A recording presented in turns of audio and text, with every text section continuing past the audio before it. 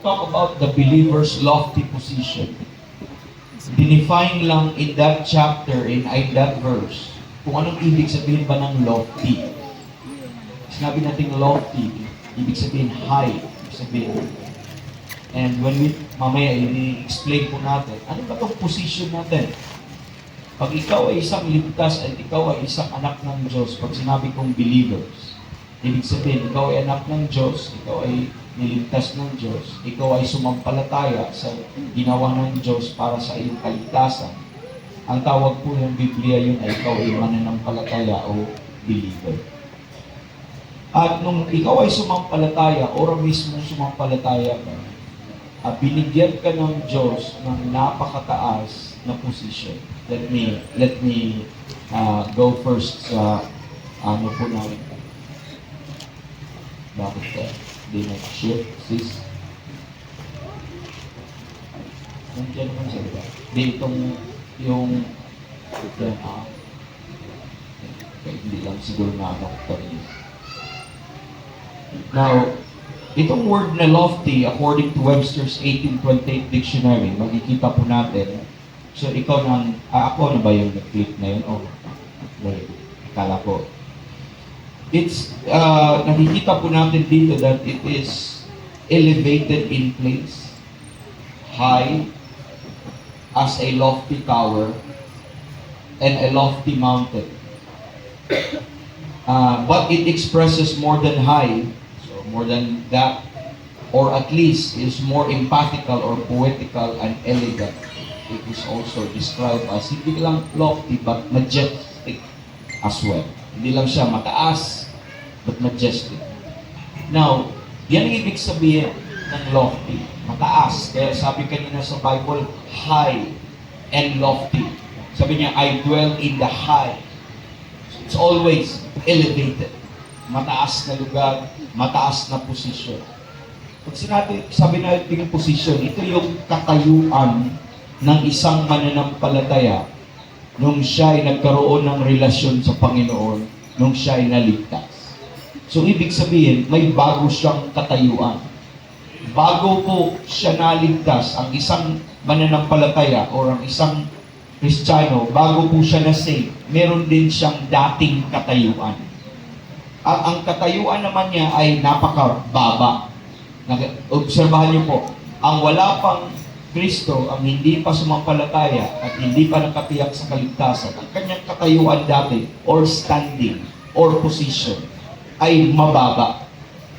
Ngayon, ang isang ligtas ay sobrang taas kasi pag ikaw ay ligtas, ikaw ay tagalangit na. And that place is very high. Explain natin mamaya. Pero yung isang yung mga hindi saved, according to Psalm 55 verse 15, the Bible says, let death seize upon them and let them go down quick into hell.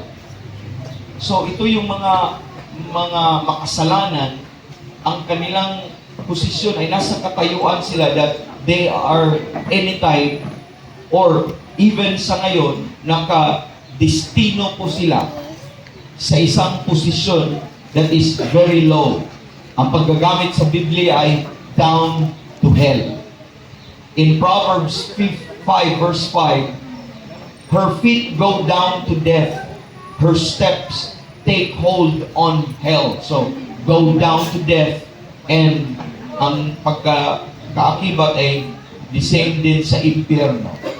In Proverbs 7:27, her house is the way to hell, going down to the chambers of death. Every time may impyerno pag-usapan, it's always down.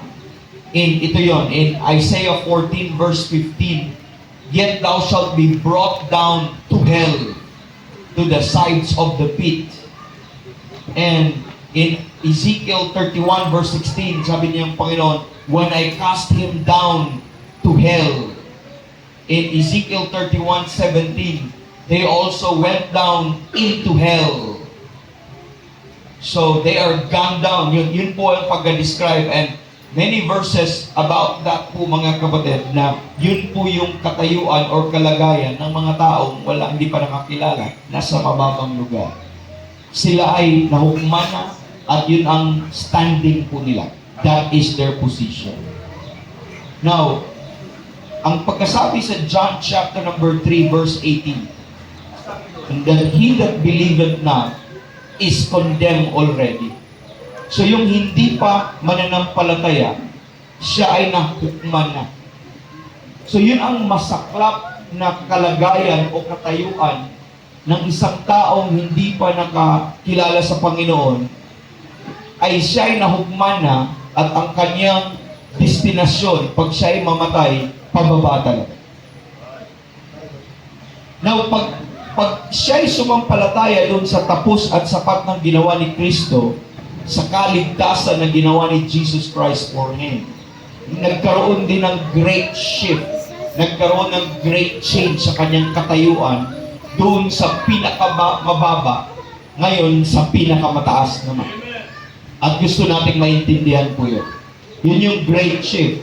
At ang tao could not do, wala siyang magagawa on his part na baguhin yung katayuan niya noon. Wala siyang magagawa na baguhin yung katayuan niya na nasa napakababa, lowest part ng kanyang buhay. Wala siyang magawa doon. Kundi kinakailangan ng Diyos na kuhanin siya. Kaya ang paggagamit sa Biblia sa isang kaligtasan ay na I was brought up, okay, from the pit. Parang kinuha po siya.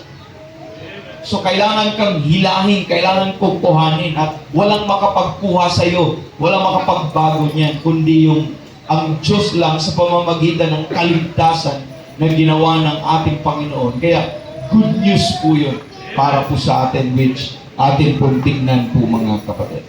So mababa po tayo talaga. Ang kalagayan natin sa Ephesians chapter number sobrang baba talaga. Let's look at Ephesians chapter number 2. The Bible says, let me just go sa verse number 2 and 3. Ito yung paggagamit dito in times past. In times past. Yun po yun eh.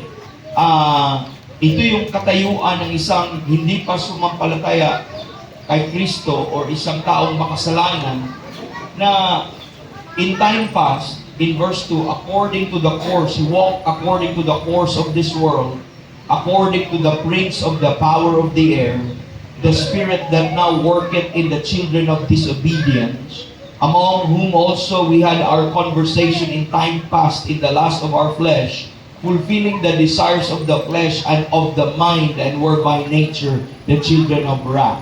So, not only meron siyang nature na makasalanan, pero ito din ay napakababa. Pero may nagbago po doon. There's a great shift doon po mga kapatid. Na gusto ko maintindihan po natin na may nagbago sa what a lowly life.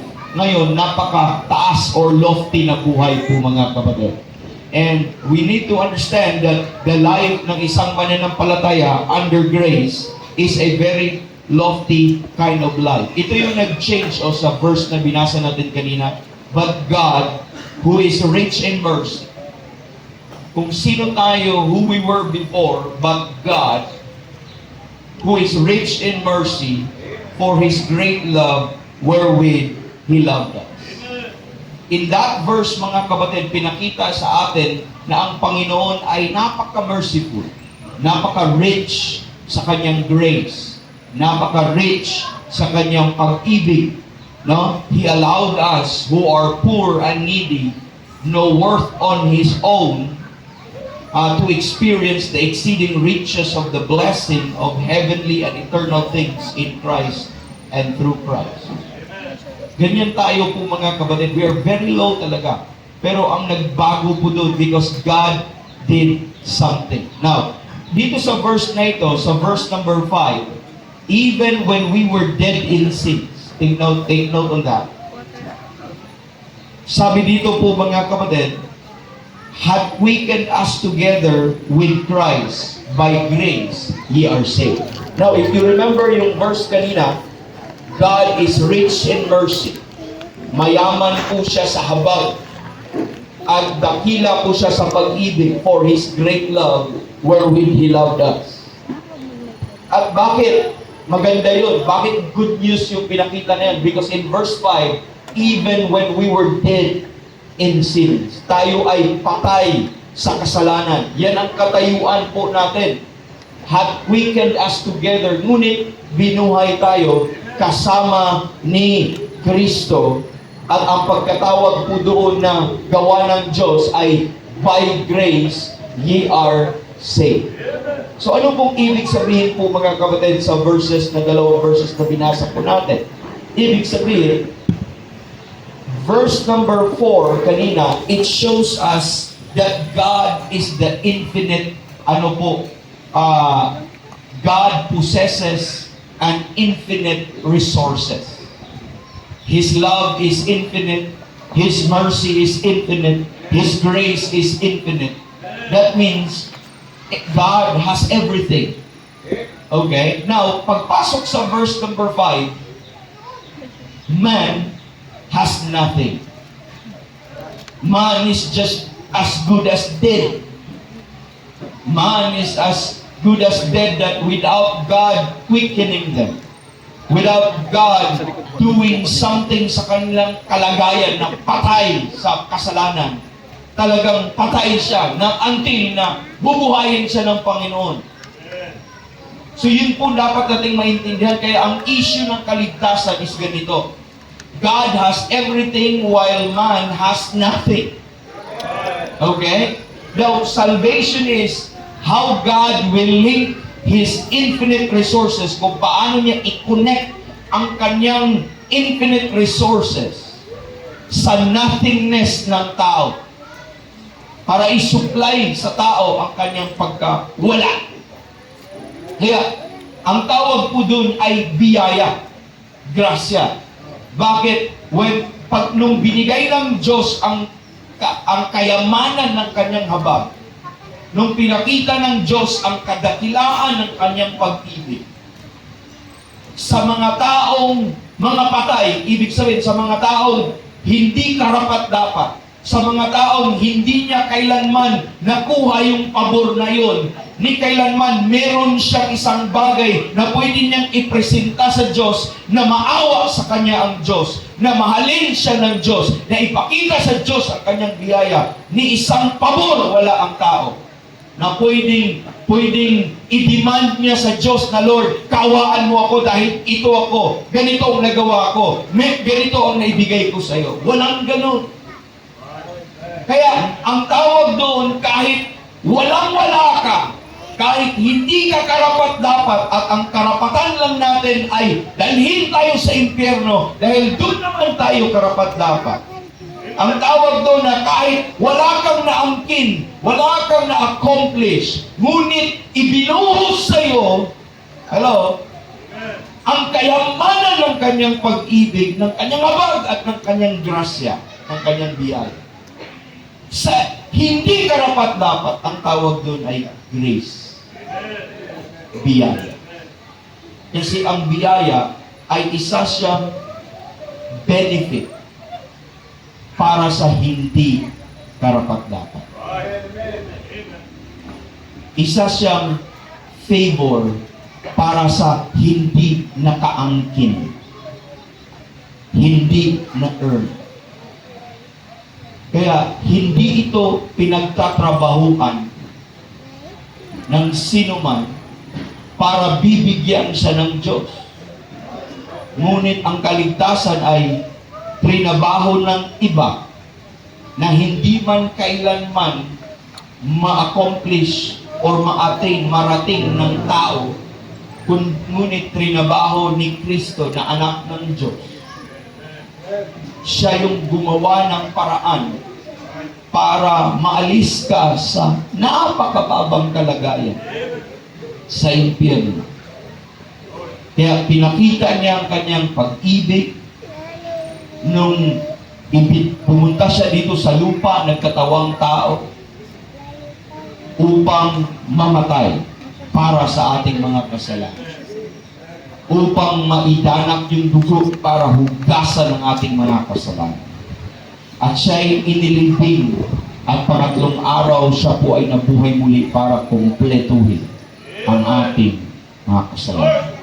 Sa pamamagitan ng kanyang kamatayan, pagkalibing at pangatlong araw, doon tinapos ng Diyos doon ibinigay ng Diyos ang provision ng isang taong walang-wala at walang magagawa sa kanyang sarili para baguhin ang kanyang sarili, baguhin ang kanyang katayuan sa pamamagitan ng kamatayan, paggalibing at tatlong araw pagkabuhay ni Kristo. Doon ibinuhos ng Diyos ang kanyang provision upang maligtas at maging posible ang kaligtasan sa isang taong makasalanan. Kaya ang tawag doon, by grace, ye are saved. So naligtas tayo sa apoy ng impyerno. Naligtas tayo sa kapahamakan ng kasalanan. Paano? Hindi dahil mabuti ka. Hindi dahil karapat-dapat ka. Paano? Dahil sa biyaya ng Diyos. At paano mo ito naangkin? Kung ikaw ay sumampalataya doon sa tapos at sapat na pinagtiwalaan mo yung ginawa ni Kristo, doon nagbago ora mismo nung inilagay mo ang iyong pananampalataya at pagtitiwala doon sa kanyang tapos at sapat ng ginawa para sa provision ng ating kaligtasan. Ora mismo nag-shift kahit hindi mo naramdaman. Ikaw ay taga-impyerno, ngayon ay taga-langit. Ikaw ay napakababang lugar. Hello, ngayon ikaw ay inilagay sa napakataas na lugar. Look at the next step. Kanina, dead in sin ka. Saan dadalhin ang kasalanan? Sa impyerno. Look at nung na-save ka ng grace, ito na nangyari. And have raised us up together. Imagine that. What a blessing po mga kapatid na ito had quickened us together. Gusto ko mapansin nyo na yung word na para sa mga believer, yung quickened, ito, raised. Those two words could mean resurrection.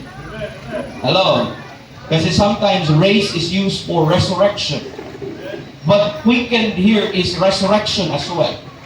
So, ibig sabihin, saan dyan ang spiritual resurrection? Ito, ang spiritual resurrection and quickened us together with Christ. Kasi dead ka eh. So, ang resurrection, spiritual resurrection, ito yung spiritual death. The spiritual resurrection is here, quickened us together. Pero bakit gumamit ang word, ang Bible pa ng, and have raised us up together? Na-quickened ka na eh. Binuhay ka na eh. This raising up is indeed spiritual resurrection, but this is the elevation.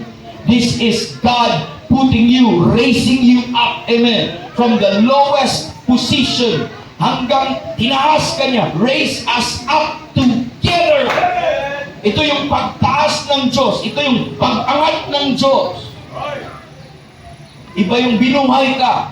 It's different that you're quickened from the dead. But this time, you are raised up. Amen.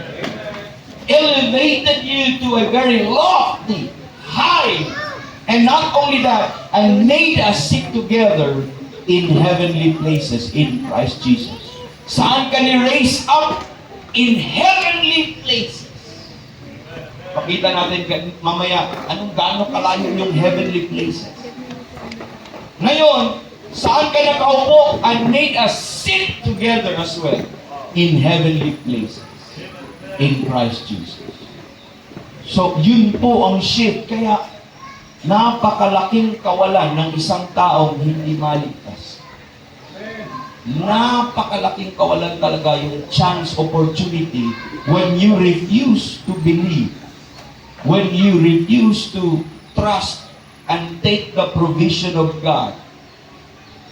Hello? When you reject yung offer ng Panginoon na libre ang kaligtasan, regalo ang kaligtasan, sampalatayaan ng paramangkin nito. Pero when you begin to think, kaya ng relihiyon ko yan, kaya ng kabaitan ko yan, kaya ng kabutihan ko yan. When you begin to think like that, amen, you will really go down to hell.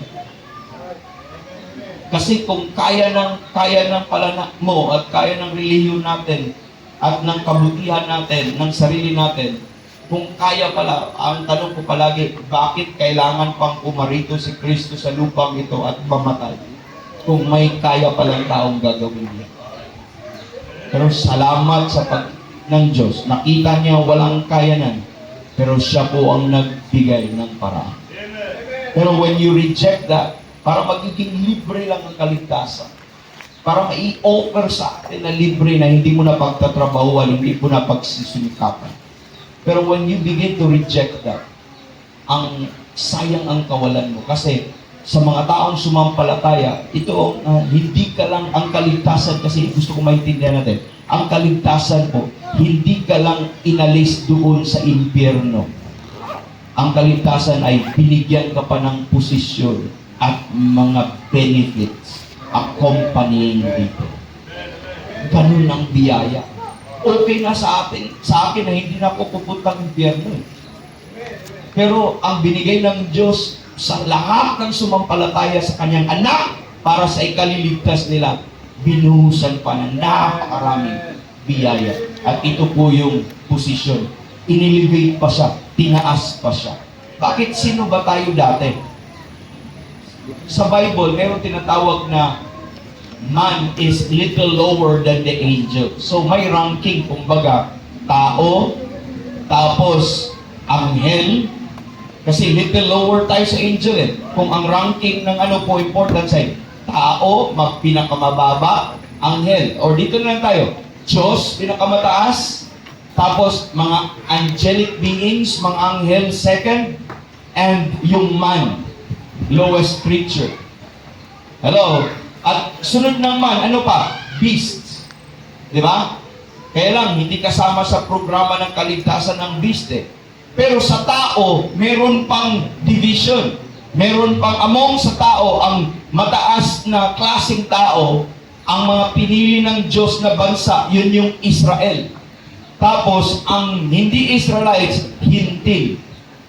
So, ibig sabihin sa tao, meron pang degree kung ganito, God, angels, angelic beings, among the angels, may hierarchies po yun, may rankings po yun, may mga archangels, di ba? May mga cherubim, seraphims, thrones, dominions, yun ang sinasabi ng powers, principalities, yun sinasabi ng Bible. So, may hierarchies pa yun. Tapos, ang pinakamababa nila, mas mababa pa ang tao. Then, pagdating sa tao, meron pang Israel, then ang pinaka-lowest na race ng tao is yung hindi Israelites, hintil. Kasi ang tawag sa kanila, dogs. Ang tawag sa kanila, heathen, ungodly, sinners. Talagang kaaway ng Diyos. Ang baba nun. Tapos taga-impyerno ka. Pero nung naligtas ang tao, the great shift, ito, raise us up together and watch, made us sit together. When you are sitting, kunyari, may dalawang trono dito. Dito si pastor, palagi, dito siya kanina. I-illustrate ko sana siya kanina kasi upo siya dito. Pero pag kunyari, hari ito. Pag may kaupo dito, katabi ng hari, hindi yan basta-basta. Ibig sabihin, ang hari ay position na, pero pag may right hand or left sa side niya, may nakaupo together, that somebody must be in position as well. It could be equal sa hari, it could be mataas na position and pribilehiyo. Alam niyo po anong ginawa natin? Walang nakaupo na mga anghel katabi ng Diyos. Walang nakaupo na mga cherubims katabi ng Diyos. Meron kang makikita sa langit ngayon na may 4 beasts. At nakaluhod po sila sa trono ng Diyos pero hindi nakaupo. Nag-worship lang siya night and day without ceasing saying, Holy, Holy, Holy Lord God. But you will never see mayroong mga lumilipad na mga seraphims dun sa taas ng throne of God.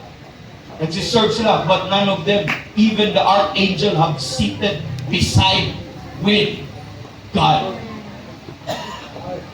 Yan po? So, nung tinaas ka, hindi ka lang tinaas. Okay? Ginawa pa ka pang pinaupo ka pa. So, that's a place of position na very special na inilagay ka doon. Imagine mo, pinaupo ka together in heavenly places in Christ. Mamaya, i-discover natin as we go to our text later on. Po ba nga, kapatid? So imagine ganun na nangyayari.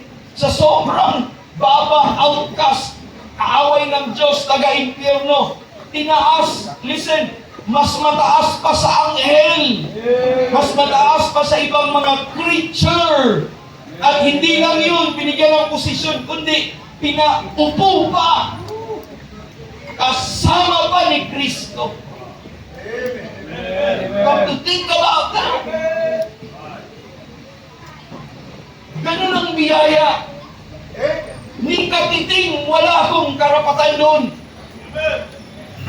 Pero ang biyaya, amen, ay siya po ay nag-triumph, siya po ay nagbuwagi kung saan yung mayroong unworthiness, kung saan may undeservedness, at nagiging triumphant ang biyaya. At na-exercise ang fullness sa kanyang biyaya. Gusto ko maintindihan po natin yun, mga kapatiran. Gusto ko maintindihan ng mga bisita natin, yan ang mawawala mo din pag hindi ka sumampalataya. At gusto ko maintindihan sa mga ligtas ngayong umaga na yan ang meron ka ngayon. Kay Kristo. And I'm telling you po mga kapatid, hindi lang po yun doktrina. That it should bear also a spiritual thought sa mind mo and expectations. At saka, it should affect your planning, it should affect your choices, it should affect, everything sa buhay mo, knowing who you are tomorrow. It should determine kung anong pamumuhay ka dapat na meron tayo po mga kapatid, na maintindihan natin. So, clearly po mga kapatid, malinaw that God did not only save us from the position of death, hello, but He also ascended and seated us in glory. Hindi, ang kaligtasan is bigger than what you think. Hindi ka lang pinalaya sa impyerno, kundi more than pa nang binigay na. Just as Christ ascended up and seated at the right hand of God in heavenly places, so also those that have been quickened with Christ by grace through faith possess an ascended position in Christ Jesus in heavenly places and seated with Him there. Yun ang nabasa natin kanina sa Ephesians chapter 2 verses 5 and 6. And dapat ma-realize po natin. Now, let's go muna sa Colossians para makita, maintindihan lang natin, tapos babalikan natin yan later on. Look at Colossians 3, verse number 1. Ito yung text niyo. Sabi dito, if ye then be risen with Christ, kung ikaw ay risen with Christ, this is just more than physical resurrection. But this risen here is just like raise us up. Ibig sabihin, we are elevated with Christ. Intindihan po natin? Seek those things which are above. Hello? Where Christ seated on the right hand of God. Where is Christ right now?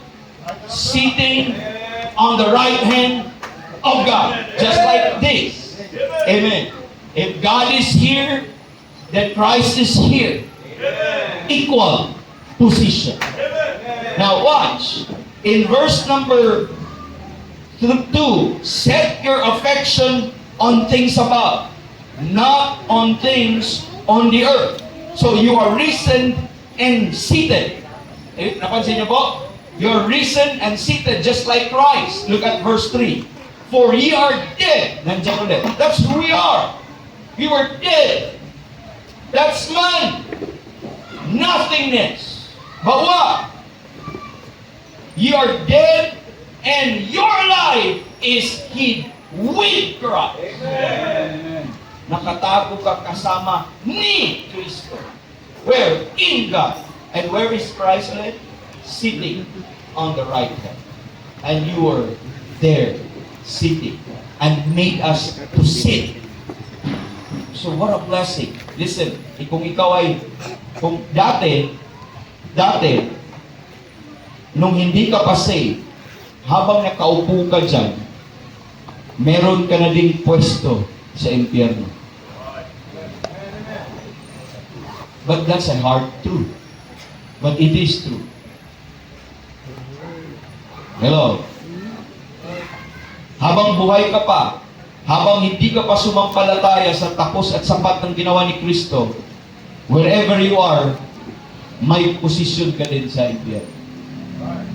Ngayon, nagbago yan. Kung ma-save ka, sampalataya ka, magbago po yun. Kahit nakaupo ka dyan, meron ka na ding seat sa langit. He already made you to sit. Meron na nakaupo ka na doon. And that is sure because God said it. Totoo po yun. So, yun po yung biyaya. Yun po yung benefit. So, makikita po natin na si Kristo ay meron talagang exalted position. Meron talaga siyang exalted position. Ngayon, na-enjoy natin yung exalted position na yun because of Christ. Nadamay lang tayo eh. Sa account ni Kristo, na-enjoy natin yung position na yun. Ang karapatan natin, wala eh. Basura lang tayo eh. Amen. We are just a piece of trash. Amen. But ngayon, nung na kay Kristo tayo, kung anong meron kay Kristo, ibibigay sa atin. Kaya ang tawag sa Biblia, co-heirs with Christ. Ibig sabihin, kapwa, tagapagmana. Joint heirs with Him. Hello. So yun ang mga bagay na maintindihan natin ngayon. Very critical mamaya yung reckoning ng mind natin. Kasi set your affection on things above eh. Heavenly minded eh. Very critical yung reckoning natin mamaya kung mga kapatid as we go on. So, in other words, si Kristo yung may highly exalted position. Kasi nung una, ito yung ang kalagayan ni Kristo, bago siya nagkaroon ng exalted position na yan, ay parang tayo din. Like, una, si Kristo ay lowly servant. Nung nagkatawang tao siya, when He came to save you, kailangan niyang magpababa din. Kailangan niyang mas mababa pa. Alam mo kung gaano kababa ni Kristo when pumunta siya sa lupa? Ka-level siya ng mga kriminal. Nung kinuha niya yung kasalanan mo, nung humalili siya sa kasalanan natin, ka-level siya ng kamatayan ng kriminal. He is worthy of the death of the criminal, not by his own sins, not by his own crime, because he committed no sin and no crime.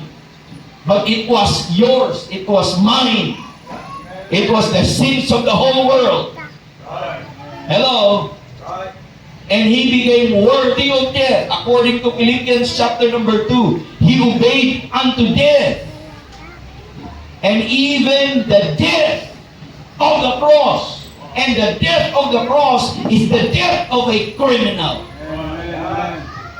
The death of the worst kind of crime ever committed at that time. Yun ang sentensya niya. Sobrang baba ang inabot ni Kristo from the highest glory to the lowest kind of shame and death. And then, after He accomplished those things, amen, and God highly exalted Him. Amen.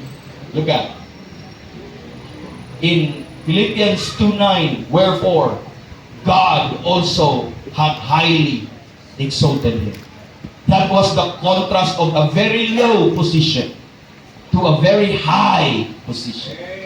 When He took the form of a sinner, amen, He was in a very low, but in His glorified state, after He accomplished all the works, He is now in a very highly exalted place. The same true sa isang mananampalataya. Dati, sobrang nating baba. Ngayon, you are in that highly exalted place, sitting with Him. So, I'm giving Him a name which is above every name. in Ephesians chapter number 1 verses 20 to 21, which, sabi dito, He wrought in Christ when He raised Him from the dead. Look at, and set Him, where is Christ? At His own right hand in heavenly places. Where is Christ? In heavenly places, on the right hand of the Father. And where are you? Seated with Him. Amen. Hello. And what is the description of that place? Far above all. Amen. So bakit sa heavenly places may rankings din? May mga position din ang mga kaanghilan. But far above all, principality and power and might and dominion, far above every name that is named. Amen. Not only in this world, but also that which is to come. Where is that? Where is Christ situated? In a far above all place. And come to think about that as we draw the application to this as to your position later on. And how could I not be heavenly minded when I begin to understand these things? Kung mga kapatid. And Ephesians chapter number 4 in verse number 10, look at the exaltation of Christ. He that descended. Who descended? In the lower parts of the earth, Jesus Christ, He went to hell. Amen. Now watch that. He that descended is the same person also that ascended up. And where's that place? Far above all heavens. So from the lowest hell to far above all. Hindi nga sinabing in heaven lang but above all, far. Hindi nga above all lang din far above all. Heaven. In Hebrews chapter number 4, verse 14, seeing then that we have a great high priest that is passed into the heavens. Amen. So you see that? Passed into. Lumampas pa more. Amen. Jesus, who is that? The Son of God. In Hebrews chapter 7, verse number 10, the Bible says, for such an high priest became us, who is holy, harmless, undefiled, separate from sinners, and made higher than the heaven. Yun ang na-accomplish ni Kristo. Yun yung resulta ng pagkumbaba niya, pag-humble niya. He was made higher than the heaven. And anong reason kung bakit kailangan ni Kristo nandun talaga sa lugar na yun? What's the reason why Christ has to be there? To be in that highest position, far above all thrones, far above all position, far above all might and power and dominion. Name them all, He's far above all. He's situated there. Why He has to be there? Why He has to be in the highest? Why He has to be in that very lofty kind of place? The reasons for Christ's lofty exaltation. Binigay naman ng Bible. Number 1, that He might fill all things. Ang sabi ng Bible, He that descended is the same also that ascended up far above all heavens. What's the reason? That He might fill all things. Naintindihan niyo ba? Kailangan siyang bumaba to the lowest hell to the highest heaven. Bakit? So that everything will be under Him. Whether things under the earth, things in earth or in heaven, siya isa lang ang Lord. There is nothing that is not under Him. Kung ikaw yung pinakamataas na position, there is nothing na hindi ilalim niya. That He might fill all things. Ano pang reason? Number 2, that He be to be the head over all things. Look at, ang sabi sa Ephesians 1:22, and had put all things under His feet, and gave Him to be the head over all things. Kaya ilagay lahat under His feet, so that He be the head over all things. for His headship. That's why, that's the reason to the church. Number 3, not only that He might fill all things, to be head over all things. Number 3, to fill all in all. Kaya nilagay siya sa verse 22, far above all principalities and power and might and dominion and every name that's named, and made Him to be the head of the body, the church, which is His body, sabi niyo, the fullness of Him that filleth all in all. So that Christ will fill all in all. Number 4, to put all things in subjection under Him. Ito yung mga scriptural reason why Christ has to be there. Thou hast put all things in subjection under His feet. For in that He put all in subjection under Him. He left nothing that is not put under Him. Hello? Kaya importante para walang natin. Or walang anything na pwedeng hindi maging ilalim niya. Number 5, ano pang reason? Number 5, that God may be all in all as well. And when all things shall be subdued unto Him, then the Son also Himself be subject unto Him, that put all things under Him, that God may be all in all. That's the reason. Number 6 po mga kapatid, ito yung reason, number 6, that in all things, without exemption, amen, not only all things sa iyo, but all things in everything, whoever they may are, whatever they may be. Hello?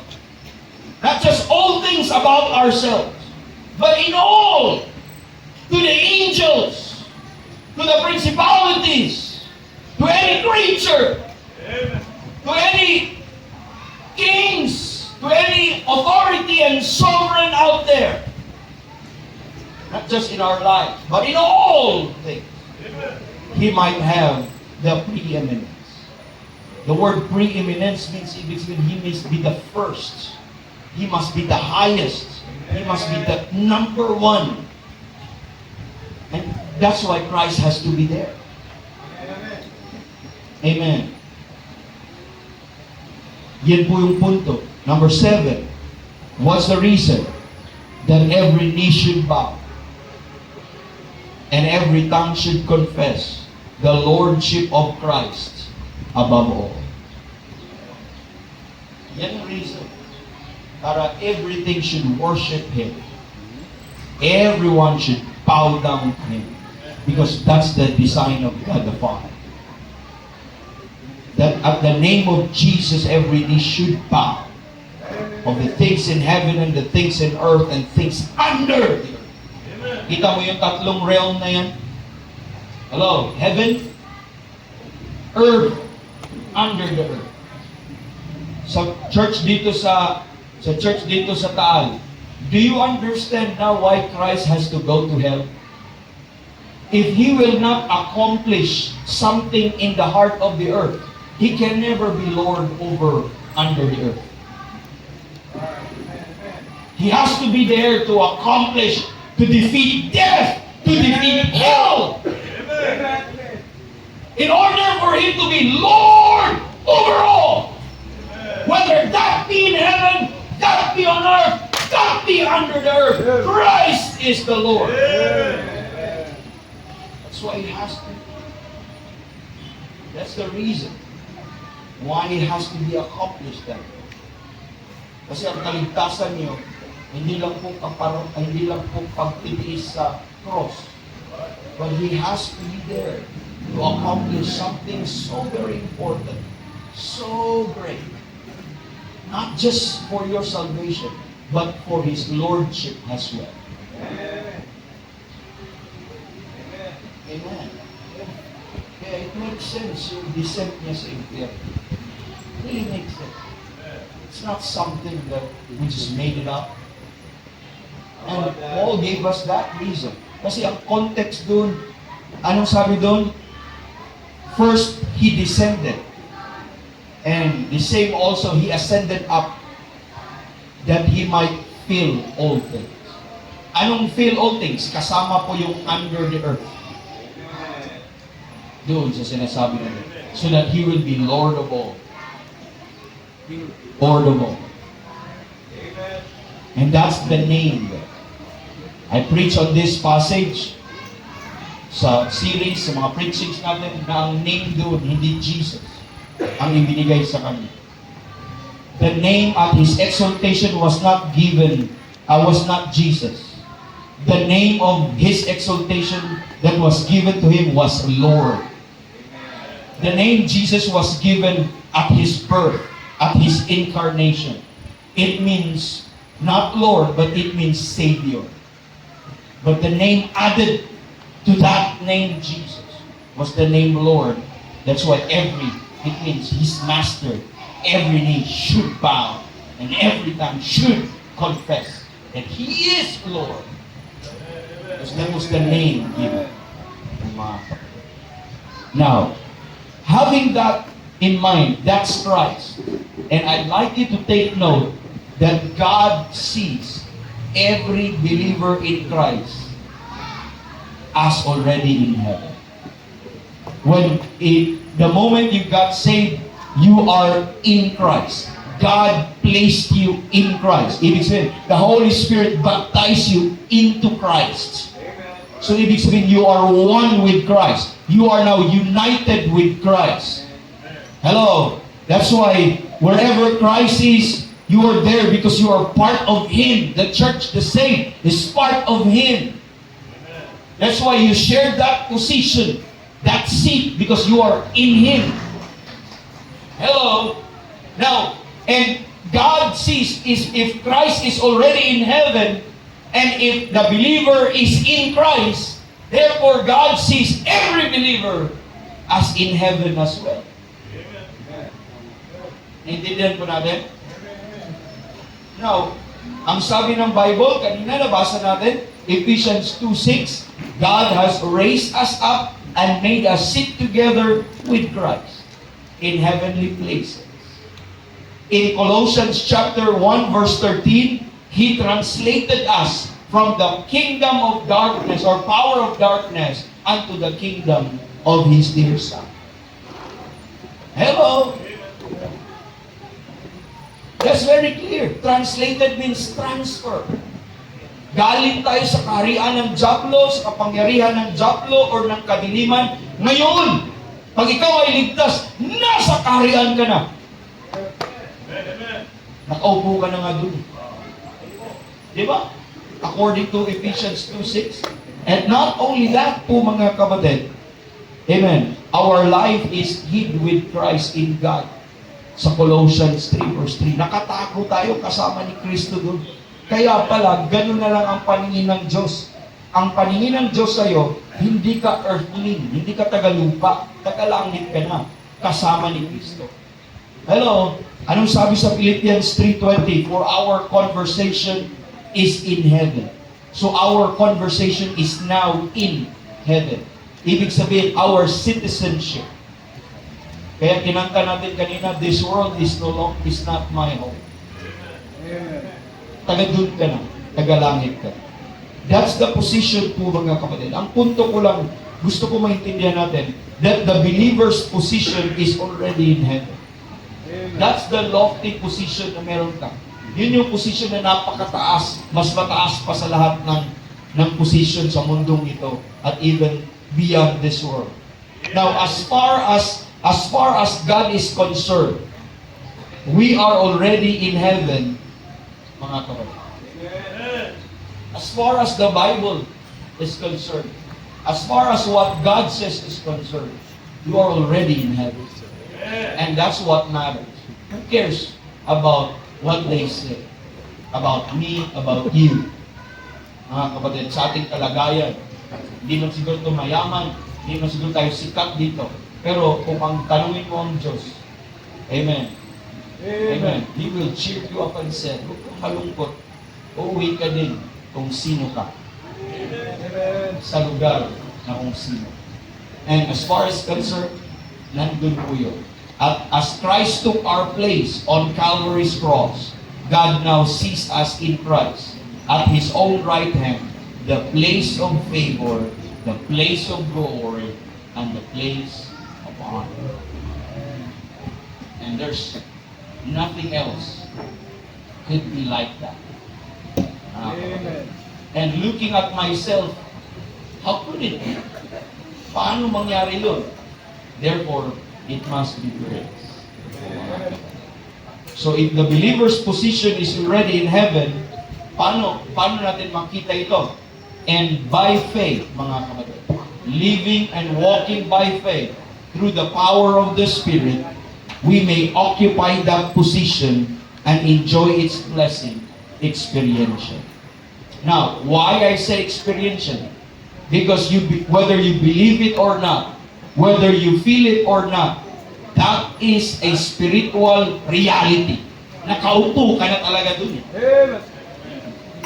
Hello? If you are saved, that is a spiritual reality. It is real. And it is not subject to sentimentality. It is not subject to emotions. But it is a spiritual truth. Hello? It happened. Ang daming mga Kristiyano na ligtas sila and even ignorant sila of who they are made in Christ, and still it is true to them if they are saved. But mga kapatid, hindi nais ng Diyos that we will become ignorant of what He made us in Him and how He blessed us. That's why we need to know these things. We need to learn these things, because hindi kalooban ng Diyos that our Christian life would function in ignorance po mga kapatid. Amen. By reading at the Word of God, that's why He gave us the Holy Spirit, that we might know the things, amen, that God has freely given us. And how do we experience?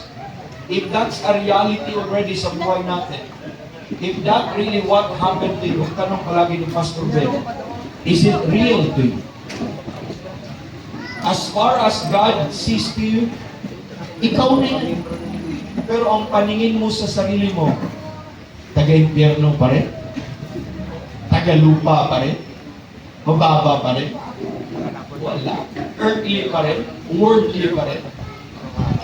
How do you experience that blessed truth? Is when you walk by faith. And when you allow the Holy Spirit, and when you begin to reckon. When you say the word reckon, means when you begin to adjust yourself. Para bang, listen, mga kapatid, para bang isang pulubi. Pulubi ka all your lifetime. Nasanay kang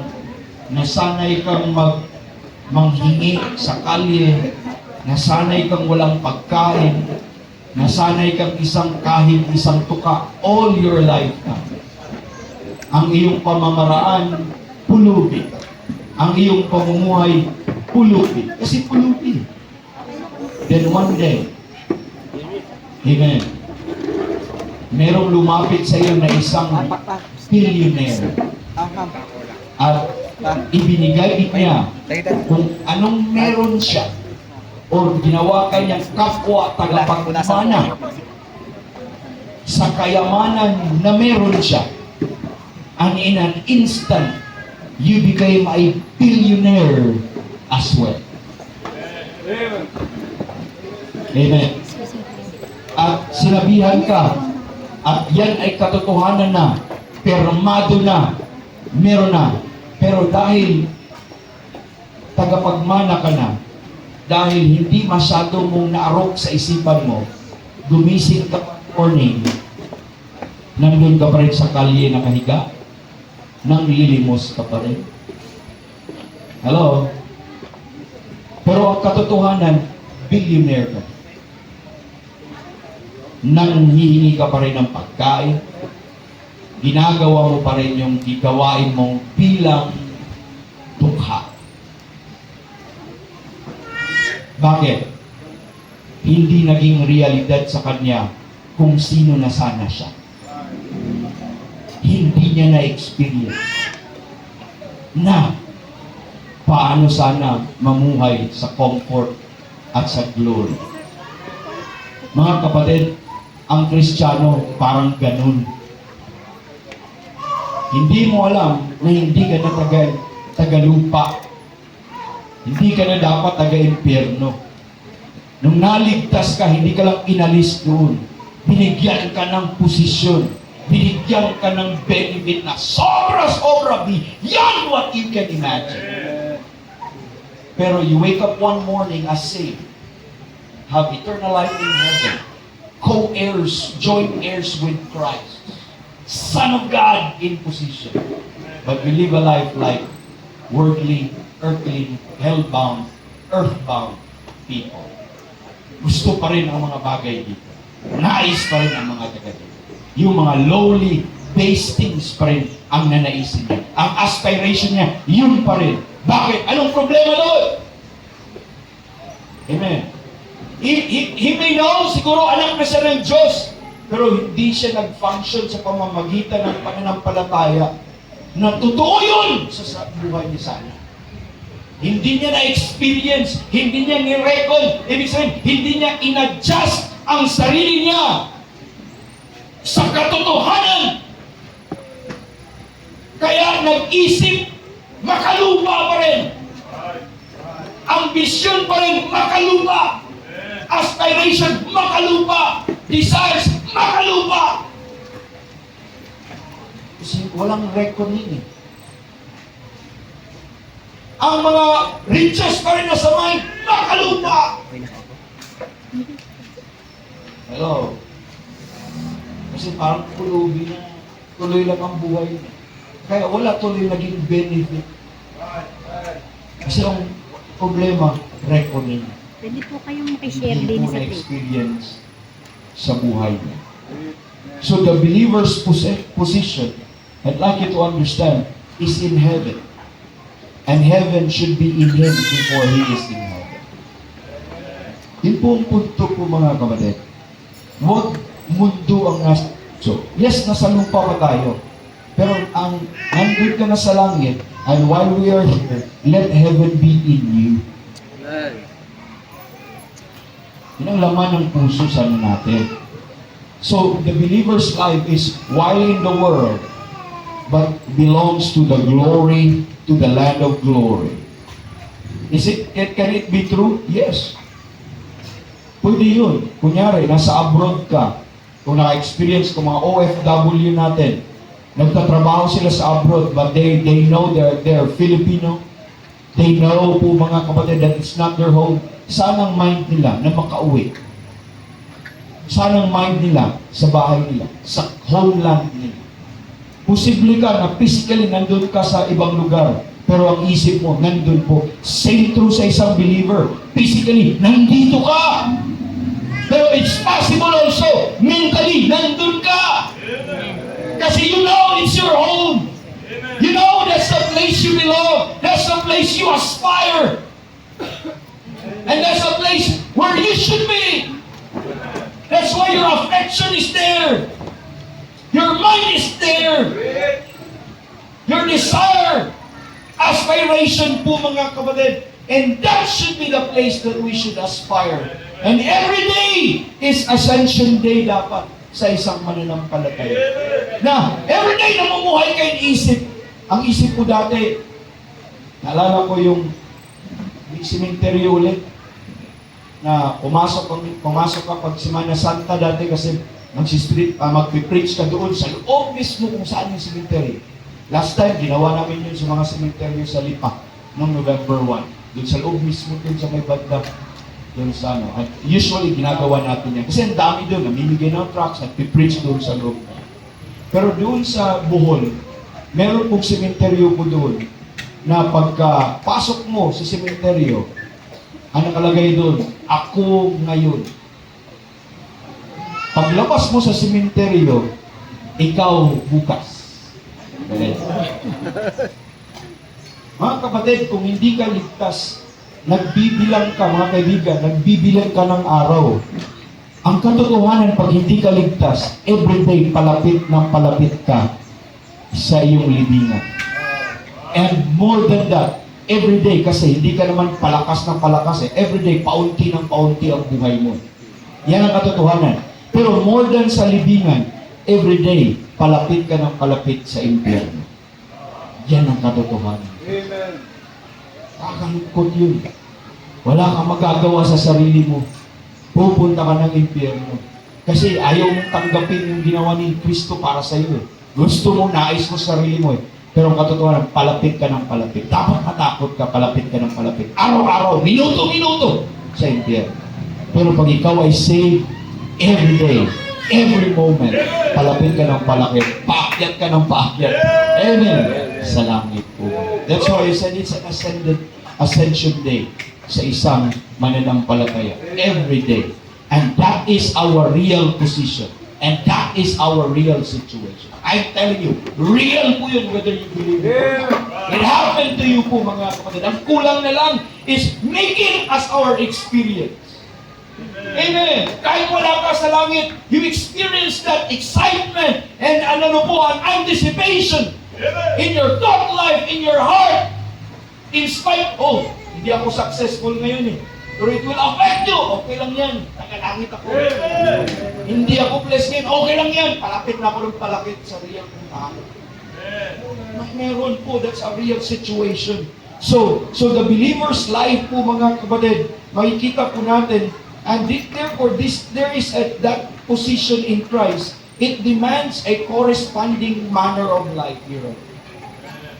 Kung yan ang real position mo kung tagalangit ka, dapat at least may pag-aasal. It is expected therefore that our conversation is as exalted as heaven is. So ang ating pamumuhay, dapat kung hindi naman tayo taga-impyerno o taga-earthlings lang, dapat expected din sa atin ng Diyos, namumuhay tayo bilang anak ng Diyos, bilang taga-langit, bilang may dignidad, may posisyon. Diba? Ma-issue ngayon sa politika, hindi naman asal ng mga leaders ng bansa eh. Asal magnanakaw yun. Kaya ang tawag dun, it is unbecoming sa kanila. Hindi sila nagiging model, hindi sila nagiging matinong leader. Ganon din ang Kristiyano, tagalangit kuno pero asal impyerno. Asal makamundo. Tama po ba? Kaya dapat may reconnect sa mind natin, sa heart natin, may adjustment ba? And every day you have to remind yourself, bago ka lumabas sa kwarto mo, hey, Kristiyano ko, anak ko ng Diyos, tagalangin ako. And expect whatever mga failures and hindi ko ma-achieve in this life, okay lang yan, life goes on. Every day I'm moving upward. Diba? I'm moving upward, that's the song na palagi natin kinanta. Amen. I'm pressing on, di ba? The upward way. New heights I'm gaining. Every day. Di ba? Elevation every day. Yung prayer natin, Lord, plant my feet on higher ground. Put me there. I want to experience. I don't have to be there to experience heaven. But I have to experience in my own anticipation. That excitement. You will. You can never know po mga kapatid na ito yung real na encouragement sa atin. Guys, tuloy ka lang mga kapatid. Ganun ka lang. Wala ano. Bakit ka magpapatuloy? You have to tell them. Kasi hindi ka naman taga dito. You have to live above this world. You have to rise above anything in this world po mga kapatid. So, by virtue of this blessed truth po mga kapatid, or truth. Everything the believer has now and in the future is in heavenly place.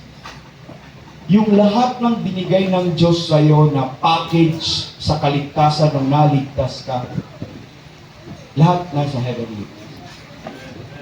Ngayon, na-possess ka ng eternal life at meron ka pang matanggap na mga benefits at inheritance after you leave this world, nandun din lahat sa heaven. Kaya, lahat ng earthly things, wala ka namang madala dun. But it doesn't mean you're empty-handed. Meron ka yung mga bagay na pangtulong. Kaya you need to realize that. Whether positionally po mga kapatid, either position or practical aspect ng ating ascension with Christ, nandun lahat sa kalangitan po mga kapatid. For instance, let me give you this in 10 minutes. 16 things. Anong meron ka? Number 1, the believers, ano na to, no? Positional and practical aspect. This is the believer's ascension with Christ. Number 1, the believer's seat is heaven. Eh ano ngayon kung hindi ka politician sa mundong ito? Okay lang yan. Kasi, nakaupo ka naman dun. Eh ano ngayon kung hindi ka mga high-ranking official or okay lang yan. Hindi naman ang pressure mo yun. Okay lang, go on. Serve God wherever you are. Our position, ang importante, ligtas ka. Yun ang pinaka-importante. Hindi kung ano yung kalagayan mo or level o status mo sa mundong ito. Importante, save ka. At pag save ka, may sure seat ka. Hindi mo kailangan tumakbo dyan. Hindi mo kailangan i-promote sarili mo dyan. Given na yun sa'yo. Kung yan ang mentality mo, Brad, it's fine. Kung janitor ka man lang, it's fine. Kung meron somebody ahead sa'yo, it's fine. Hindi ka irakan doon, okay lang yun. Kung hindi ka sikat, it's fine. Kasi ang comfort mo palagi, it's okay. Meron ako, seat.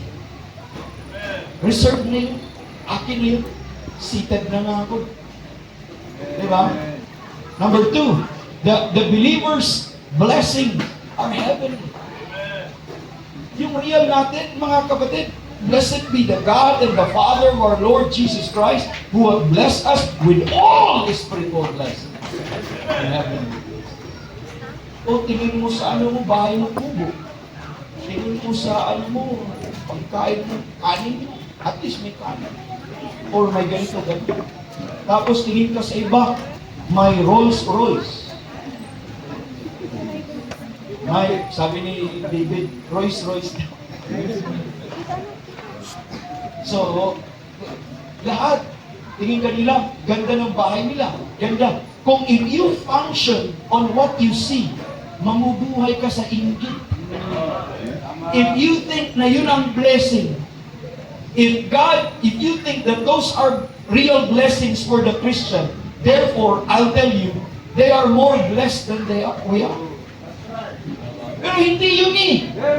Ang pinaka-real blessing, lasting real blessing na ibinigay talaga sa atin ng Panginoon, na lahat tayo pantay-pantay, and we are all blessed with, yun yung heavenly. Yun. Kaya, tingin ka sa kanila, hindi ka malumbay, okay lang. Hindi ka mainggit sa kayamanan nila. Parang si Aesop, do you remember Aesop? Sabi niya, na nagiging envious siya of the prosperity of the wicked. How could I be envious of prosperity ng wicked when I know that my blessings are even real and lasting and eternal and faded not away? Amen. So kaya i-count mo lang to as temporal blessings, pero your real blessing. Kaya it's fine. Kung wala tayong sasakyan, it's fine. Kung meron tayong sasakyan, it's fine. Amen. Kung walang ulam, it's fine as well. Pero hindi ka pwedeng magtampo sa Panginoon na hindi mo ako bless, Lord. Hindi ka naging mabuti sa akin. Mga kapatid, kahit kaligtasan na ibigay sa'yo, sobra-sobra ng kabutihan ng Panginoon. Tingnan po natin. Anyway, hindi naman ito real na natin. Number 3 po mga kapatid, the believer's home is heaven. Kahit na kubo, amen, ang aking tahanan doon sa langit. Magpakailanman ako'y may bahay na di nasisira doon sa langit. Actually, yun ang pinaka-accurate na translation sa 2 Corinthians. Hindi yun, I've got a mansion just over the hill. Sa Tagalog, ako'y may bahay. We have a building of God and a house not made with hands, eternal in the heaven. That's my hope.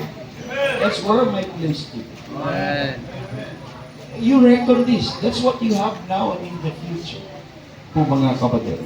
Kaya sabi din, for in this we grow earnestly desiring to be clothed upon with our house which is from heaven. And number 4 po mga kapatid, the believer's ministry is heavenly. Ang ministry natin heavenly, Ephesians 3:9-10. And to make all men see what is the fellowship of the mystery, which from the beginning of the world hath been hid in God, who created all things by Jesus Christ, to the intent that now unto the principalities and power in heavenly places might be known by the church the manifold wisdom of God. Ang ministry natin hindi lang pagpakain sa laman at yung mga anong tawag nila doon, yung feeding program. Hindi kawang gawa. Ang pinaka-ministry natin is the preaching of the gospel, which has eternal value. At ang audience natin hindi lang tao, kundi pati mga anghel. Pinapanood ka at nagmi-minister ka din sa kanila. Anong ministry mo? Might be known by the church, the manifold wisdom of God. Ikaw ang mag-demonstrate, magpapakita sa kanila yung manifold wisdom of God. Ano yung manifold wisdom of God? Yun yung mystery. Ituro mo sa tao, ituro mo din sa mga principalities and powers na sa kalangitan. Please think about this. Kahit natutulog ka, may nanonood sa'yo. Kahit walang nakakita sa'yo, may nakatingin sa'yo principalities and power, mga invisible, nandun sa heavenly places. Kaya pag hipokrito ka, alam din nila. At ang tinuturo mo, instead manifold wisdom of God, hypocrisy. Wala naman nakatingin sa akin eh. Ito ang gagawin ko. Pero kung alam mo kung sino ka, you will be mindful about those mga bagay. Mga kapatid. Next, not only that, our warfare also is heaven. Mga kapatid, pick up your fight. Ito yung fight mo, for we wrestle not against flesh and blood, but against principalities and powers, against rulers of darkness of this world, against spiritual wickedness in high places. Kaya nga, dito, pag nandito tayo sa mundong ito, mapikon lang tayo kaunti, away, suntukan, gira, ano pa? Kasi thinking mo, warfare mo dito eh.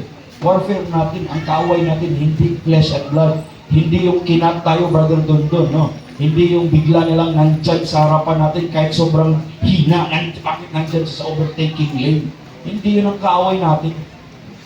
Amen. Hindi yung kapatid natin, hindi yung asawa natin. Amen. Amen. Hindi, wala tayong kaaway na tao. Ang kaaway natin, amen, mga heavenly beings, ang diablo, spiritual beings po mga kapatid. Anong sabi pa sa isang verse? For though we walk in the flesh, we do not war after the flesh. For the weapon of our warfare is not what? Are not carnal. So hindi mga physical beings ang kaaway natin. Kaya itago mo na yung muscle mo, no? Pakitago na lang. Kung magaling kang itago mo na, tapos ka na doon. But rather show grace, show para ma-win mo yun. Kasi ang labanan mo, kasi pag makipagbaka ka sa pisikalan ng away nito, ay wala, talo ka na sa real mong away. Number 6, po mga kapatid, the believer's hope is heavenly. Saan ang pag-asa natin? For the hope which is laid up for you in heaven, whereof ye heard before of the gospel of the word of truth. Saan ang hope natin? In heaven. That's why we are told, looking for the blessed hope, the glorious appearing of the great God and our Savior, Jesus Christ. Not only our hope is heavenly, number 7, the believer's inheritance is heavenly. Amen. Huwag na tayo makipag-away kung hindi ka nabigyan ng lupa. Okay naman. Diba? Minsan, pati Kristiyano nag-aaway sa inheritance eh. Nakalimutan Kristiyano, ito. An inheritance incorruptible, undefiled, faded not away, reserved in heaven for you. Ano pa ang sabi? Giving thanks unto the Father which had made us to be made us meet to be partakers of the inheritance of the saints in light. Nagapagmana na po tayo. Okay lang. Huwag tayong malungkot sa parents natin kung wala man silang lupain na ipamana sa atin.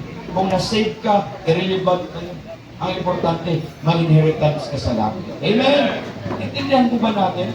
So, by the way, we should also be concerned as parents na hindi lang po nag-isip tayo para maipamana natin ang earthly things para sa mga anak natin. We will see to it first na mamana nila yung inheritance din natin, which is heavenly po mga kapatid. Number 9, our kingdom po mga kapatid, the believer's crown is heavenly. Amen. And every man, ang tawag po dito, we are incorruptible crown. And henceforth there is laid up for me a crown of righteousness, which the righteous judge shall give me at that day. Saan ito i-reward? At that day. Ano yung day na yun? The day of Christ in the judgment seat of Christ. Doon yung day na yun. Yun ang crown natin. Okay lang kung hindi naman tayo magna cum laude, summa cum laude. Ang iba sa inyo, magna 9 years, ang iba summa 10 taon. Importante, nag-serve ka sa Panginoon, proud ka. Okay lang, hindi tayo ma-pressure. Kung meron blessing, praise God. Okay lang.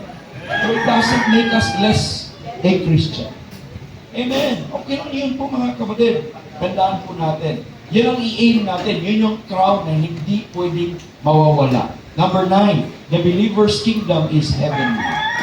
Amen. And the Lord shall deliver me from every evil work and will preserve me unto His heavenly kingdom. At ito yung sinasabi kanina sa Colossians 1:13, who have delivered us from the power of darkness and translated us into the kingdom of His dear Son. Amen. So, huwag tayong magtayo ng kingdom dito, Pastor. Hindi kingdom ng taal. Hindi, kingdom po sa langit. Number 10 po mga kapatid, the believer's citizenship is heavenly. Amen. Yes, Filipino po tayo, but more than a Filipino po mga kapatid, our conversation is in heaven. We are ambassadors. We are fellow citizens with the saints and of the household of God. That's who we are today. Huwag niyong kalimutan po yun. Ano ba? Ano natin? Ang ating image ay heavenly. Hindi imahe ng idol natin, no? Pero heavenly. Sino po yun? Sa 1 Corinthians 15:49, we shall also bear the image of the heavenly, and have put on the new man which is renewed in knowledge after the image of Him that created him. That's the image of Christ. And He put on the new man which is after God is created in righteousness and true holiness. That is our image po mga kapatid. Number 12, the believer's wisdom is also heavenly po mga kapatid. Amen. Anong sabi po dyan? But the wisdom that is from above. Amen. Do you have that wisdom? Is first pure, peaceable, gentle. Ito pa, in Colossians, 1 Corinthians 2:7. But we speak the wisdom of God in a mystery. Amen. Even the hidden wisdom of God. In Colossians 2:3, nakatago po yun kay Kristo. In whom all the treasures of wisdom and knowledge ay nasa Kanya, hid. And itong Ephesians 3:10, that's the manifold wisdom of God. Lahat po yun, heavenly po mga kapatid. Next, ito na. We'll go there sa wisdom. So, this is more of a practical thought. Wisdom, ang ipairal po natin ng kaisipan, makalangit. Next, choices natin, supposedly, are heavenly. If we are going to choose, it's heaven. Amen. Paul said, we are confident, I say, and willing rather to be absent from the body and to be present with the Lord. Kung ikaw ay bigyan ng choice, manatili dito o present sa Panginoon. You could say, doon sa langit, mas importante. Amen. Pero kung ako ay kailangan pa dito, okay lang. Pero kung ako papiliin, mas gusto ko sa langit. Di ba? Yun ang mentality. Sabi ni Paul, for I am in a strait betwixt two, having a desire to depart and to be with Christ, which is far better. Amen. If you are going to choose between riches of this world and going to heaven, that should be a no-brainer sa isang mananampalataya. Going to heaven, mas maganda. If you are going to choose, amen, Brother TJ, marrying and going to heaven, marrying a beautiful wife than going to heaven? Of course, going to heaven. That's the place where you aspire. Pero kung kailangan ka pa dito, Brother TJ, be willing also to stay. Kahit gusto mo doon. Parang si Paul. Kung if I'm needful, I'm willing also to abide. Kasi sabi ng psalmist, sabi niya, for a day in thy courts is better than 1,000. Amen. Kahit ilang million of years ka mabubuhay dito, isang araw ka lang, kahit isang araw ka lang sa langit, okay na. It's worth everything. I'd rather be a doorkeeper in the house of my God than to dwell in the tents of wickedness. Amen. Your choices are heaven. Kamusta yung mga pinipili po natin? Kamusta yung mga decisions natin? Are they something that would somehow echo heavenly or eternally? Ano yung mga choices natin? Morally earthlings? Earthly? Now, another thing po mga kapatid, the believer's vision is also heavenly. Yung mga tinitingnan natin, pananaw natin, saan nakafix yung eyes natin? The Bible says, for our conversation is in heaven, look at there, from whence we also look. That's our vision.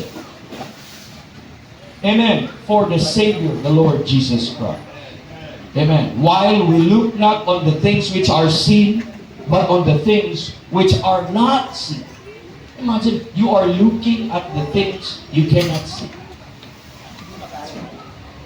That's what how could I see the things that I could not see? Faith. Eyes of faith. Kung mga kapatid. Amen. So, that should be our vision. When you say looking on the blessed hope, you're looking, mga kapatid, on the coming Savior. Amen. Who is your vision? The coming Lord. Number 15. Ito, the believer's pursuit is heaven. These are the things that you seek after. You follow after. Anong sabi ni Paul? If ye then be risen with Christ, seek those things which are above. That's pursuit. Sabi ni Apostle Paul that if I may follow after, amen, that which I may also apprehend, that which also I am apprehended of Christ. Anong ibig kong sabihin po ng mga kapatid? I'd like to pursue on something how God pursued me when He saved me. Gusto kong panghawakan yung purpose ng bakit niligtas ako ng Panginoon. And until I die, I may. That's my, I follow after. That's why He said, I press toward that mark. I could not say I have already arrived. I could not say I have already have it, but I'm pressing on toward that mark. There has been that high calling of God. This is a literal, a call from high or a call on high. O mga kapatid. It's not being a pastor. But the high calling of God is when you call you up. That's what you're looking. That's what you are thinking. Because in that day, you are going to be according to the measure of the stature of the fullness of Christ. And dito, number 16, which we're going to close dito sa part na ito, the believer's affection is heaven. The wisdom, the choices, the pursuit, and this time, the affection. Ito na yung mga practical side. It should be. Ito na practical na, kung magtagalangit ka na, tama lang na ang choices mo ay piliin mo yung langit. Diba? Tama lang na ang mga pursuit mo sa buhay ay makalangit. Tama lang na ang affection mo ay makalangit. That's why ito yung verse. Set your affection on things above, not on things on the earth. Now, ano pang sabi sa Hebrews 11:16, kagaya ng mga tao sa Biblia in the Old Testament? Of course, we understand the context that they're not looking sa langit, but they're looking for the heavenly Jerusalem na established sa lupa. But the principle is there. Ito dapat. But they desire a better country. That is an heavenly. Wherefore, God is not ashamed to be called their God. Kaya nga, si Abraham was looking for a country whose maker and builder is God. And that is heaven. That's the heavenly Jerusalem that they long for. Tayo din, we should desire a better country. Amen. Wag na kayong mag-hope sa bansa natin. Tapos itong bansa natin, kahit sino pang ilagay. Amen. Pero may country pa tayo mas way, way better than any country in this world or even in this life. Kaya sabi ni Paul, for I am straight betwixt two, having a desire to depart and to be with God. That's his affection. That's his work, his heart is.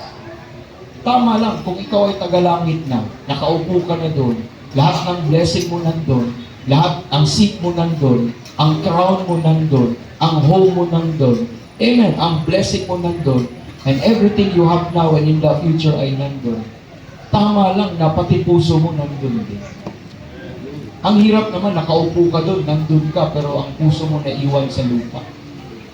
Intindihan niyo po ba yun?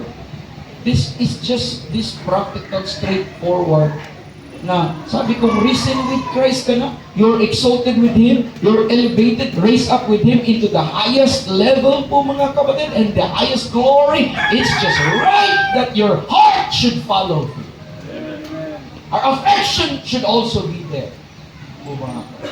When you talk about affection, it tells us that it's the state of being affected. So when you're affected about something, so what affects you? Ibig sabihin, pag kunyari dati, pag natalo ang team mo sa basketball, wala kang ganang kumain.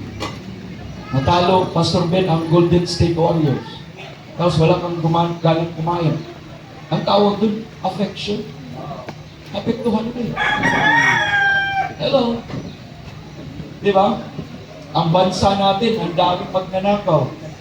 Tapos nanood ka ng news, binato mo yung TV. Affection yun.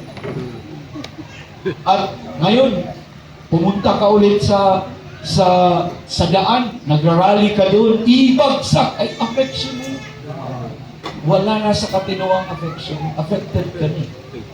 Mga kapatid, kung may mga bagay na affected ka, you are mga kapatid, doon yung mga langit dapat na bagay. Mga heavenly na bagay. It's a bent of mind towards a particular object, or affection is a permanent bent of the mind.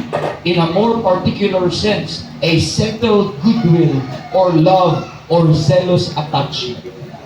Any form of attachment, whether zeal po yun, whether love po yun, or sentiment po yun po mga kapatid, or any emotion, that is what we call affection. Now, ano sabi ng Bible? Set your affection. Kaya when you set your affection po mga kapatid on something, it means you think about something. That's why mind, heavenly minded. Because set your affection. Because you are going to set, ilagay mo ang heart mo, emotion mo, or anything that could affect you, excite you, aspire you, discourage you, any form of affection. You've got to place it above. You've got to focus your mind and think over and over about that something. When you set your affection, it means it deals with the action of the mind in thinking, in reasoning, in reflecting, and contemplating. When they mind earthly things, that's affection. In Philippians chapter number 3, verse 19 po mga kapatid. You set your affection. In other words po mga kapatid, our minds are to be actively engaging in thinking, intellectually comprehending, and reasoning through the things which are above. That's what it means, set your affection on things. Saan yun? What will affect you the most? And you will know where your heart is. Money, you know where your heart is. Job, you know where your heart is. People, you know where your heart is. Amen. Material things, and you know where your heart is. But we are told we are set our affection on things above. Because God wants us to be affected concerning things above. And things above are the things which are ultimately essential, things that concerns our blessings, things concerns our inheritance, position, possession, or things belonging to God that God has given us in grace. So yun ang nais ng Diyos. God wants our desire to orient around them po mga kapatid. When you say set your affection on things above, let your desire do it. Amen. And not feeling after these things is considered also as without natural affection. So ibig sabihin, pag ang isang Kristiyano earthly, worldly, ang thoughts niya, ang heart niya, ang mind niya, always nakaset sa pera, sa tao, sa position, or whatever in this life, po mga kapatid, ang tawag doon, without natural affection. Ano ang natural affection ng ng isang Kristiyano? That your heart will beat on things which are above. Your heart will be moved doon sa things above. That's the natural affection that we have. So, ibig sabihin, look at yourself. Look at those affections. What are the things that you are heavily affected with? Carnal things, minor things, little things, senseless things. That's where your heart is. That's where your affection is. Be careful. Anong nagbibigay sa iyo palagi ng problema? Anong nagbibigay sa iyo ng kasiyahan palagi? Anong nagbibigay sa iyo palagi ng discouragement? Listen, I'll tell you, that's where your affection is. And be honest about that. And you are not setting your affection on things above. If that were so po mga kapatid. Because God does not want us to focus on temporal and self, but on things above and eternal. Because we know na ang Diablo fills the earth with worldly propaganda because he is the prince of this world. And he is out to deceive the world po mga kapatid. And Satan, as we know, is the God of this world, mga kapatid. Amen. And this is why God calls this world the kingdom of darkness.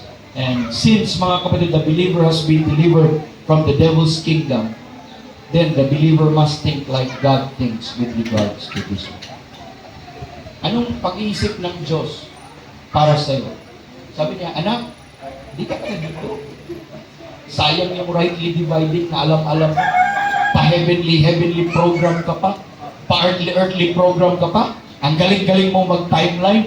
Pero sa isip mo, sa puso mo, hindi naman naging realidad. Hanggang knowledge lang. Alam na alam mo lang yun. Taal Baptist Church. Pero pagdating sa pamumuhay, mas worldly, mas carnal, mas earthly pa sa Israelites. Hello! Anong sense? That's the thought, mga kapatid. Yun ang concept. Oriented tayo dapat sa mga makalangit na bagay. Yun ang in-inspire, excited tayo. Makikita dapat yan kung ang excitement natin sa mga bagay, ang affection natin, magiging very obvious yan sa church. Magiging obvious yan sa iyong attendance. Magiging obvious yan, amen, sa paglilingkod mo sa Panginoon. Amen. You begin to reckon. It's one thing to know. Ngayon, let those knowledge be a reality sa buhay natin. Amen. Parang bayo mo nga pala. Mataas pa ako sa Israel. Heavenly pa ako. Kaya pala yun po lang saysay ng pagiging right divider ko. Pero tingnan mo ako paano mag-isip. Ganon. Begin to assess yourself. Amen. Most of the things we think about are materialistic. Amen. Yan ang problema eh. Let me disclaimer. It's not wrong to think about material things. Whether you like it or not, mag-isip din tayo ng bigas eh. Mag-isip din tayo ng damit eh. Mag-isip din tayo ng other thing eh. Okay lang yun. But as long as mga kapatid, material things do not become ultimate importance in our heart. Paano pag it-occupy lahat na lang? Wala nang makalangit. Nakalimutan mo yung posisyon mo. Nakalimutan mo yung anong daanan mo. Nakalimutan mo na lahat ng about na meron ka sa langit. Nandun na utang. Diba? Ano nang nag-occupy sa mind mo? Problema dito, problema doon. Left and right. Wala ka ng joy. Supposedly, yun yung nagbibigay sa'yo ng joy, pakalakit every time you think of it. Kalimutan mo na, shoulder down, parang di Kristiyano, gusto mo lang magpakamatay. Bakit? Bakit ganun umabot sa isip mo? Discouraged ka na, pilit ka na, kasi na-consume na ang mind mo, na-preoccupy na sa kamundo na. Na-over. Supposedly, naisip mo problema ang bigas. Paubos ng bigas. I-sandwich mo na ba? Nang, buti na lang, pagdating ko sa langit, hindi na kami magluto. At least may exhortation kang kaunti sa puso. Kasi those truths supposedly will cheer you even in the hardship of this life. Even when you begin to be mindful of what you have in heaven, hindi lang yung pag-iisip lang sa langit, begin to mindful lang ba of who you really are and what you have, mga kapatid. It is supposedly be comforting, would cheer you, would exhort you, encourage you, would push you even more. Harder. Na kung mawala man ito, lahat ng meron ka, naubos man, you could still sing, It is well with my soul. Why? Because you understand very well what you have in the Lord. Amen. So not on things on earth, mga kapatid. Our problem is, we think about material things exclusively. Yun ang naging problema natin. Now, let's not be earthbound, you know. When we do that, we'll be problematic, we'll be miserable, we'll have a lot of troubles. Napaka-desperate at anong tawag niya, yung buhay ay miserable kung mga kapatid. And hindi dapat tayo. Ano dapat ang, how do we look at? Let's look at in the viewpoint of God all the time. Look at, nasa heavenly places ka, di ba? Nandito ka sa lupa, at the same time, nandun ka sa heavenly places. Anong mata ang gagamitin mo? Yung matang nasa lupa o yung viewpoint mo na nasa langit? Yung vision natin sa langit. Ibig sabihin, you will be looking at the omniscient point of view. Now, do you remember yung dinala si Jesus Christ doon sa pinnacle ng mountain? Diba? Nasa strategic place where they could see all the kingdoms of the world. That's the view. Now, think about when you begin to live experientially, just like you are in heaven, then ang vision mo na tingnan is, you'll be using that one that is seated in the heavenly places, and you will begin to look at the earth. I remember one time, yung sa Genesis chapter number 11, tingnan mo, holy naman ng Panginoon. Ito yung holy ng Panginoon. I mean, hindi holy na sense, parang joke or humor ng Panginoon. It's humor. Yung nagtayo sila ng Tower of Babel, ang sabi nila, makaabot sa langit. Tama? They'll build a tower and they'll build a name and a tower that could reach heaven. Tapos, may conversation dun sa langit. Sabi dun, saan ba yung sinasabi nilang tower na makaabot sa langit? Let us go down and see the tower. My point of telling you is, in the heavenly places, yung mga heights, yung mga skyscraper, towering mountains of successes or problems or whatever mounts, mga kapatid. Kala mo sobrang taas na kasi ang viewpoint mo nandito ka sa baba. But when you begin to look at them in the vantage view of heaven, where you are, everything would be too small.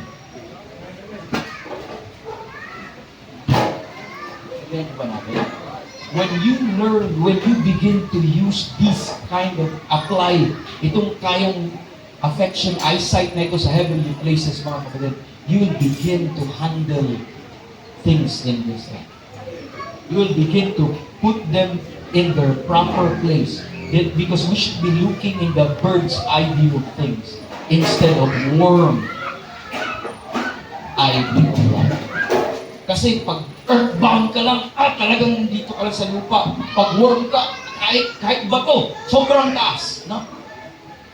Pero pag eagle ka, everything is too small. So, my point mga kapatid, in heavenly places, ito po, nothing is a problem to us. For all things, whether matters, whether situation, whether circumstances, problems and sufferings and perils, they are all under our feet. We are far above all these things. So ano na magiging viewpoint mo? Dati, yung isang bagay, pag nasa aeroplano ka, ang liliit lang ng mga buildings pagpasok mo sa Makati. Diyan, banda sa Maynila. Ang liliit lang. Pero pag nandun ka sa baba, grabe, nakakalula. Di ba, pero doon? May pilot tayo dyan. Liit lang, everything. Kasi nandun ka sa viewpoint na yun. When you begin to look at this way po mga kapatid, kaya nasabi ng Panginoon, diba, and in all these things, we are more than conquerors. Whether death, nor life, nor angels, nor principalities, yung sword, yung famine, yun ang context nun. Nay! In all these things, we are more than conquerors. Bakit? You begin to function that way sa mga ganun. So, ang challenge na lang natin po mga kapatid is this. What has this world to offer that will begin to compare with these spiritual blessings, this eternal death? Anong kayang i-offer ng mundo? Siyempre, wala. Nothing po mga kapatid.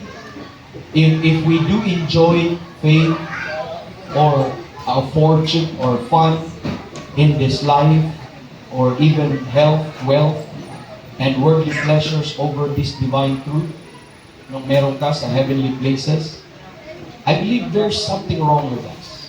Kung ganun pa. I think kung hindi mo talaga ma-reckon, ma-arong, try to examine yourself whether you are in the faith. You begin to prove, save ba? Bakit ang affection ko, my heart could never beat for heavenly things or spiritual? Am I really saved? Or bakit gusto ko ang mundo? Bakit ang hirap mahalin ang langit, pero ang sarap mahalin ang mundo? Bakit? Could it be ang nature natin has not been changed? Wala talaga tayong spiritual eyes and heavenly eyes or new nature na bago sa atin because hindi tayo saved. Or kung ikaw ay proof mo na saved ka at ang puso mo ay hindi talaga nagbibig para doon sa mga langit na ito, siguro aminin mo, malayo ka sa Panginoon. Aminin mo na you are not right with. Aminin mo na carnal talaga tayo, sobrang carnal. Na swallowed up, overcome tayo talaga ng carnal. Ang tanong po natin, where is your mind right? Where is your heart right? And let's begin now to adjust and reckon and yield now to the things that we learn. I believe sabi niyo, dispensational Baptist Church. You are well-oriented of the rightly dividing and the programs of God. Those things are so good and continue. Learn more about that. But let it be that it's not just a sense of knowing them by knowledge. But the purpose of that is so that you can begin to apply this. You can begin to think heaven. Aspire heaven. Amen. And choose heaven. Desire heaven. Over things in this life. Now, it would become observable po sa ating pamumuhay sa mundong ito when you learn to apply and you see this in the viewpoint. Na, kaya pala may heavenly program, purpose. Body of Christ na pala ako, hindi pala ako makonsume ang mind ko sa earthly blessings. Ang earthly blessings ko pala para lang for the furtherance of the gospel. Para maipalaganap yung katotohanan. Di baling maubos yun, basta nagdala ko sila sa langit. Yun palang mindset mo. Hindi para mag-impok para yumaman sa mundong ito, kundi yung kayamanan mo sa mundong ito, i-convert mo for a heavenly crown and heavenly reward. And it will make sense. Hindi ba lang pangbili ng Lamborghini, pang Rolls Royce, and any mga, or whatever na, sophistication na eh. Alam mo naman, tama lang. We're not against buying property. Pero, ang iba sobra naman. Kailangan ba talagang sobrang? Tapos Kristiyano ka. Amen. Kaya isipin mo na, before I invest on something this and that, ilan kayang tracts ang may print nito? Ilan kayang Bibles and materials for this? Ilan kayang mission trip? Ilan kaya ang mga conferences ang pwede kong ma-sponsor dito before I buy this millions of this and millions price of that?